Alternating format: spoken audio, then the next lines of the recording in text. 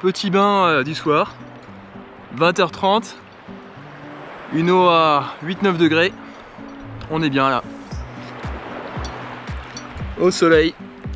Salut fighters, c'est Tom de la chaîne Krav Maga Traveling, j'espère que vous allez bien. Aujourd'hui je vais vous montrer comment et pourquoi vous exposer au froid. Ok, alors il y a de nombreuses raisons qui peuvent vous pousser à vous exposer au froid. Alors l'exposition au froid, ça peut très bien être aller 10 minutes marcher en t-shirt l'hiver, ça peut être prendre des douches froides quotidiennement, c'est ce que je fais moi depuis plus d'1 an. Ça peut être aussi se baigner en hiver dans la mer, on le verra un petit peu plus loin dans la vidéo. Toutes les expositions au froid sont bénéfiques pour de nombreuses raisons. La première raison, c'est un boost de votre système immunitaire. Moi, comme je vous dis, ça fait plus d'1 an que je m'expose au froid et depuis, je suis plus du tout malade. La seconde bonne raison de vous exposer au froid quotidiennement, c'est une diminution du stress. En effet, quand vous êtes exposé au froid par un bain, une douche ou directement en hiver en t-shirt, ça vous fait directement une sorte de méditation par le froid. Troisième bonne raison, c'est un boost d'énergie. Essayez le matin quand vous vous réveillez, vous êtes un peu dans le pâté, une douche froide, ça réveille tout de suite. Le soir c'est pareil, quand vous arrivez, vous rentrez du travail, vous n'êtes pas bien, fatigué, pas trop envie de vous remettre en activité, prenez une douche froide rapide, vous allez voir qu'en quelques minutes, vous avez un regain d'énergie énorme. Et enfin, avant de dormir, si vous prenez une douche froide avant de dormir, une demi-heure, 1 heure avant de vous coucher, ça abaisse la température du corps et ça permet de mieux s'endormir. Donc un meilleur sommeil, une meilleure récupération. Alors encore un super effet du froid, c'est l'activation de vos graisses brunes. Les graisses brunes, les bébés en ont beaucoup et après ça diminue avec l'âge. Ces graisses brunes ont pour but de vous réchauffer, de remonter la température du corps quand on est exposé au froid. Et donc justement, ces graisses brunes vont pouvoir consommer les graisses blanches, le fameux surpoids qu'on peut avoir. Donc en vous exposant quotidiennement au froid, vous développez vos graisses brunes, vous développez leur activation et donc la consommation de vos graisses blanches. Donc vous perdez du poids et vous séchez musculairement parlant. Alors enfin, ce qui nous intéresse nous aussi spécifiquement pour un aspect sportif, l'exposition au froid non seulement va vous donner un challenge, va vous donner un boost de confiance en vous. Je peux vous dire que quand vous restez immergé dans la glace pendant plusieurs minutes, vous ressortez, vous avez une confiance et une patate, c'est super. En plus, l'exposition au froid, par exemple après le sport, permet une meilleure récupération.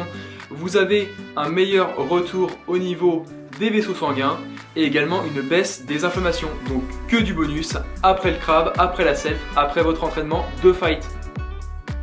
Allez, fini le blabla, je vous emmène avec moi en pleine mer pour aller prendre un bain froid. C'est parti. Bon allez les fighters, suite à la théorie, maintenant place à la pratique. Allez, c'est parti, on y va.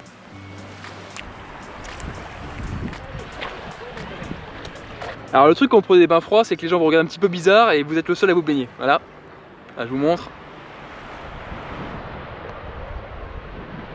Voilà, il n'y a vraiment personne d'autre dans la flotte. Ok, alors maintenant on passe de la théorie à la pratique. La grande question c'est comment s'exposer au froid, comment prendre des bains froids ou des douches froides. C'est toujours pareil, la clé de la résistance au froid, c'est la respiration. Si vous commencez à vous crisper, à mal respirer, vous ne tiendrez pas dans le froid.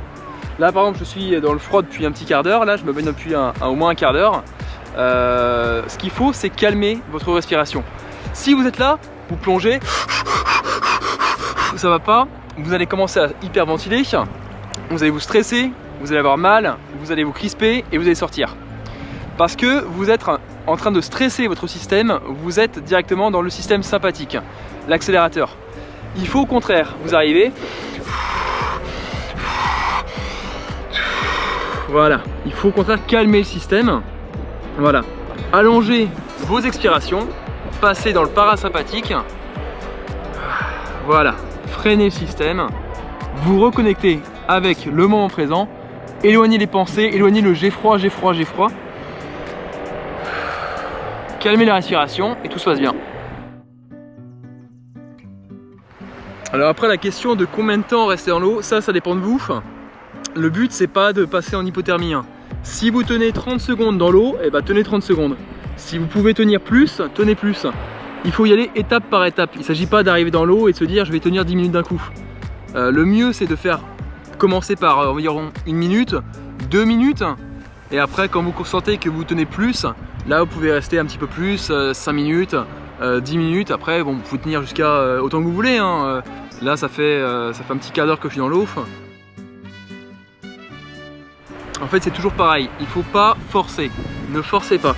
Si vous sentez que vous n'êtes vraiment pas bien, que vous tremblez de partout, et ben c'est le moment de sortir. Ça ne sert à rien de forcer votre corps. Il y a une différence entre voilà, élargir sa zone de confort et puis se flinguer. Là, il faut vraiment être tranquille, apaisé. Ça se passe bien, je suis bien, là je suis détendu. Bon allez, ça fait bien 20 minutes que je suis dans le bain. Peut-être sortir. Allez, c'est parti. C'était Tom pour Krav Maga Traveling. Ciao!